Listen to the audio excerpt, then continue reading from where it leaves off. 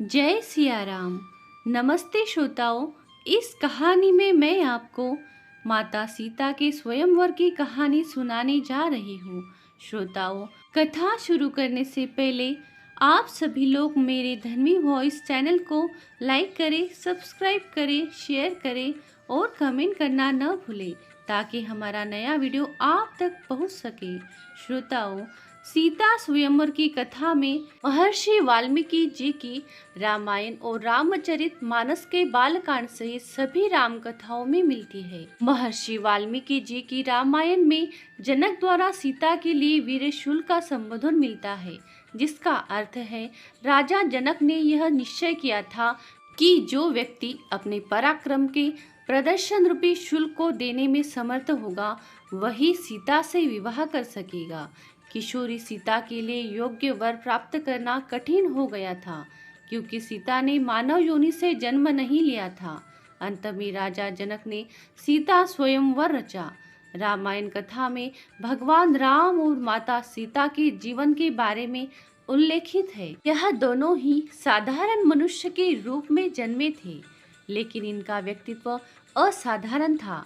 यहाँ हम आपसे सीता के स्वयंवर की कथा कहने जा रहे हैं कि कैसे नियति भगवान राम एवं सीता को मिलाती है और भगवान राम सीता मैया को क्या वचन देते हैं। सीता मैया राजा जनक की पुत्री थी। वास्तव में वह धरती मैया से जन्मी थी, इसलिए इनका एक नाम भूमिजा भी है। सीता मैया का जीवन साधारण नहीं था। वे बचपन से ही कई असाधारण काम करती रहती थी, जिनमें से एक था शिव के धनुष से खेलना, जिसे कई महारथी हिला भी नहीं सकते थे। यह शिव धनुष पृथ्वी के संरक्षण के लिए विश्वकर्मा ने बनाया था, जिसे भगवान शिव ने भगवान परशुराम को दिया। परशुराम जी ने इस धनुष से कई बार पृथ्वी की रक्षा की और बाद में इसे राजा जनक के पूर्वज देवराज के संरक्षण में रख दिया। यह दिव्य धनुष इतना ज्यादा भारी था कि इसे बड़े बड़े शक्तिशाली राजा हिला भी नहीं सकते थे, लेकिन नन्ही सीता इसे आसानी से उठा लिया करती थी। यह दृश्य देख राजा जनक को एहसास हुआ कि सीता कोई साधारण कन्या नहीं है, यह कोई दिव्य आत्मा है। इसलिए उन्होंने बाल्यकाल में ही निश्चय कर लिया कि वे सीता का विवाह किसी साधारण मनुष्य से नहीं करेंगे। लेकिन वे सीता जैसे दिव्य पुरुष को कैसे खोजे, यह सवाल उन्हें अक्सर सताता था। तब उन्हें ख्याल आया कि वे सीता स्वयंवर रखेंगे। स्वयंवर का अर्थ यह होता है कि इसमें कन्या स्वयं अपनी इच्छा अनुसार अपने लिए पति का चुनाव कर सकती थी। स्वयंवर आयोजन करने के बाद जिसमें यह शर्त रखी जाएगी कि जो धनुर्धारी शिव के इस महान दिव्य धनुष पर प्रत्यंचा चढ़ाएगा वो ही सीता के योग्य समझा जाएगा। शर्त के अनुसार सभी राज्यों के राजाओं को स्वयंवर का निमंत्रण दे दिया गया।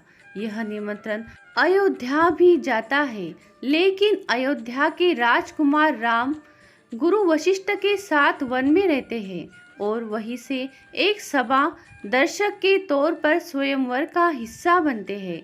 प्रतियोगिता शुरू होती है। कई बड़े बड़े राजा उठकर आते हैं, लेकिन शिव के उस दिव्य धनुष को हिला भी नहीं पाते। यह तक कि इस स्वयंवर में रावण भी हिस्सा लेते हैं और धनुष को हिला भी नहीं पाते। यह देख राजा जनक को अत्यंत दुख होता है। वे कहते हैं कि क्या इस सभा में मेरी पुत्री सीता के योग्य एक भी पुरुष नहीं है? क्या मेरी सीता कुंवारी ही रह जाएगी? क्योंकि सभा में एक भी व्यक्ति उसके लायक नहीं। जिस धनुष को वो खेल खेल में उठा लेती थी, उसे आज इस सभा में कोई हिला भी नहीं पाया। प्रत्यंचा तो बहुत दूर की बात है। जनक के द्वारा कहे शब्द लक्ष्मण को अपमान के बोल लगते हैं और लक्ष्मण को बहुत क्रोध आता है। वे अपने भैया राम को प्रतियोगिता में हिस्सा लेने का आग्रह करता है, लेकिन राम ना कह देते हैं कि हम सभी यहाँ केवल दर्शक मात्र है। राजा जनक के ऐसे करुण वचन सुनकर गुरु वशिष्ठ राम से स्वयंवर में हिस्सा लेने का आदेश देते हैं।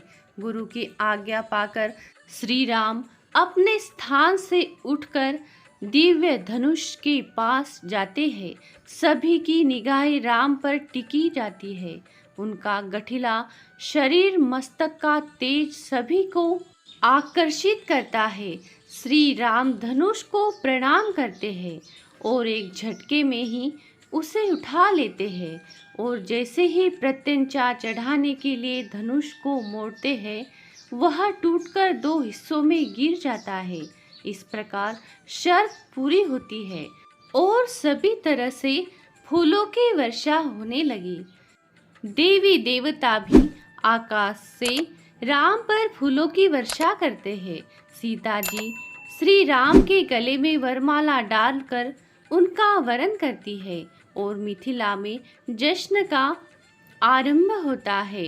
लेकिन धनुष के टूटने का आभास जैसे ही भगवान परशुराम को होता है, वे क्रोध से भर जाते हैं और मिथिला की उस सभा में आ पहुँचते हैं। उनके क्रोध से धरती कंपित होने लगती है। लेकिन जैसे ही श्री राम ने भगवान परशुराम के चरण स्पर्श कर क्षमा मांगते हैं, भगवान परशुराम समझ जाते हैं कि वास्तव में राम एक साधारण मनुष्य नहीं अपितु भगवान विष्णु का अवतार है और वे अपने क्रोध को खत्म कर सिया राम को आशीर्वाद देते हैं। भगवान राम और देवी सीता का विवाह पंचमी के सीता के स्वयंवर के बाद उनकी तीनों बहनों उर्मिला, माधवी एवं श्रुतकीर्ति का विवाह क्रमशः लक्ष्मण, भरत एवं शत्रुघ्न से किया जाता है और चारों बहनें एक साथ अयोध्या में प्रवेश करती है। श्री राम से विवाह के बाद पहली रात में जब सीता दुखी होकर बैठी हुई थी, तब भगवान राम उनसे इस दुख का कारण पूछते हैं। तब सीता जी उनसे कहती है, हे प्रभु, आप तो राजकुमार हैं और राजकुमार की तो कई पत्नियां होती हैं, आपकी भी होंगी और तब आप मुझे भूल जाएंगे। तब श्री राम अपनी पत्नी सीता को वचन देते हैं कि वे कभी दूसरा विवाह नहीं करेंगे, सदैव अपनी पत्नी के साथ ही जीवन व्यतीत करेंगे। श्री राम अपनी पत्नी सीता को विवाह की पहली रात ही यह वचन देते हैं, जिसे सुन सीता स्तब्ध रह जाती है। श्री राम अपने इस वचन का आजीवन निर्वाह करते हैं। जब किन्हीं कारणों से सीता और राम का विच्छेद हो जाता है, तब भी मर्यादा पुरुषोत्तम राम अपने वचन का पालन करते हैं और दूसरा विवाह नहीं करते। इस प्रकार भगवान राम और देवी सीता माता मर्यादा का एक नया इतिहास रचते हैं और अपने जीवन से मनुष्य जाति को पति पत्नी के धर्म का बोध कराते हैं। इस तरह यह प्रभु श्री राम की पौराणिक कथाएं मनुष्य को धर्म का आधार बनाती है एवं सही गलत का बोध कराती है। यह थी माता सीता के स्वयंवर की कथा, जिसके बाद उनके जीवन का नया संघर्ष प्रारंभ होता है और वे दोनों विकट से विकट स्थिति में एक दूसरे का साथ देते हैं और मनुष्य जाति को पति पत्नी का धर्म सिखाते हैं। श्रोताओं, ऐसे ही अलग कहानी सुनने के लिए हमारे धर्मी वॉइस चैनल से हमेशा जुड़ते रहिए। चैनल को लाइक करें, श्रोताओं सब्सक्राइब जरूर करें, शेयर करें और बेल आइकन वाला बटन भी दबाएं ताकि हमारा नया वीडियो आप तक पहुंच सके। कहानी अंत तक सुनने के लिए आपका बहुत बहुत धन्यवाद। बोलो जय सिया राम।